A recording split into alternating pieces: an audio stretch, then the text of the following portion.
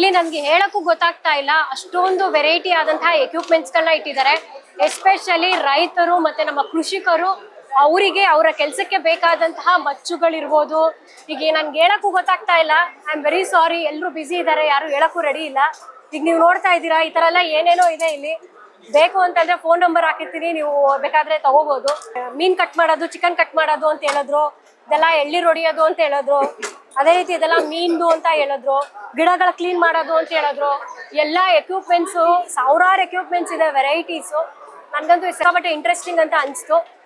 ಬಾಳೆಹಣ್ಣು ಎಲ್ಲಕ್ಕೂ, ಮಾವಿನಣ್ಣು ಗೀವಿನಣ್ಣು ಎಲ್ಲಕ್ಕೂ ಕೊಕ್ಕಿರ್ತಿದೆ, ಕೊಕ್ಕಿಗೆ ಹಾಕೊಂಡು ಇರ್ತದೆ.